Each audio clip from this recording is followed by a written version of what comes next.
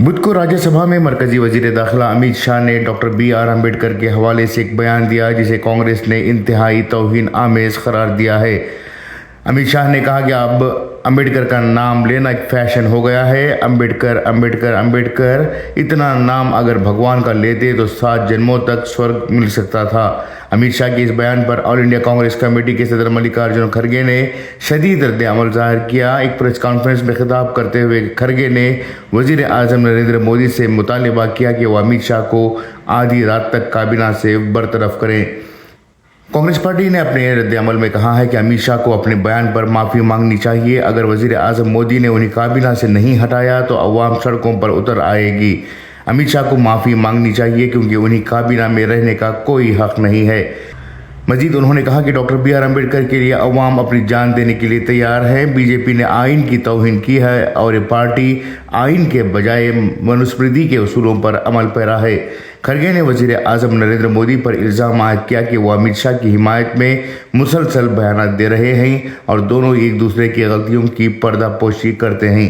कांग्रेस ने बीजेपी पर सख्त तनकीद करते हुए कहा कि बीजेपी के पास आइन पर यकीन नहीं है और वो मनुस्मृति के फ़लसफ़े को फ़रोग़ देती है।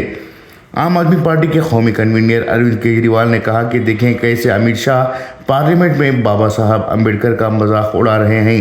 बाबा साहब की तौहीन हिंदुस्तान बर्दाश्त नहीं करेगा। जय भीम। गौरतलब बात है कि बीजेपी की जानिब से इस बयान पर कोई सरकारी रद्द अमल सामने नहीं आया। ब्यूरो रिपोर्ट, इनकलाब न्यूज़, नई दिल्ली। मान्यवर, अभी एक फैशन हो गया है अम्बेडकर अम्बेडकर अम्बेडकर अम्बेडकर अम्बेडकर अम्बेडकर। इतना नाम अगर भगवान का लेते तो 7 जन्मों तक स्वर्ग मिल जाता। अच्छी बात है ना। सुनिए तो, सुनिए ना, आप सुनिए ना, मैं बताता हूं। हमें तो आनंद है कि अम्बेडकर का नाम लेते हैं। अम्बेडकर का नाम अभी 100 बार ज्यादा लो, परंतु साथ अर्थ में अम्बेडकर जी के प्रति आपका भाव क्या है ये मैं बताता हूं। मान्यवर, अम्बेडकर जी को देश की पहली कैबिनेट से इस्तीफा क्यों दे दिया?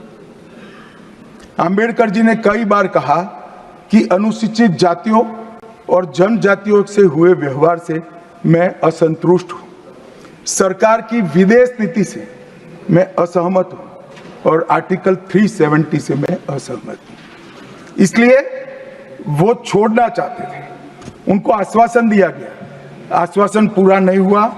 उन्होंने इग्नोरेंस के चलते इस्तीफा दे दिया और एक श्री BC रॉय ने पत्र लिखा कि अंबेडकर और राजा जी जैसे 2 महानुभाव मंत्रिमंडल छोड़ेंगे तो क्या होगा।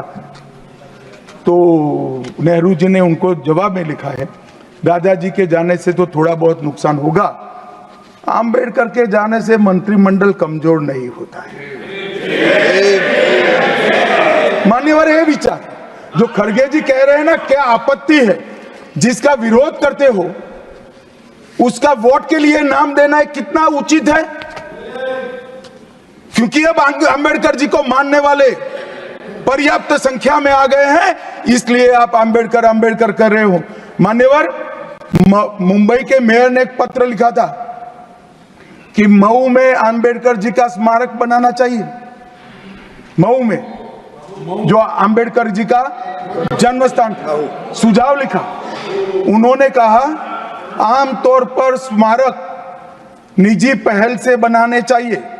यदि सरकार किसी प्रकार की सहायता करती है तो वो उचित नहीं होगा। उनके कितने स्मारक बने साहब? कोई स्मारक अंबेडकर जी का नहीं बना, देश भर में नहीं बना। अंबेडकर जी के स्मारक कब बने? जब भारतीय जनता पार्टी सत्ता में आई, तब मऊ में डॉक्टर अंबेडकर के जन्म स्थान पर स्मारक बना। लंदन में अध्ययन करते थे, वहां स्मारक बना।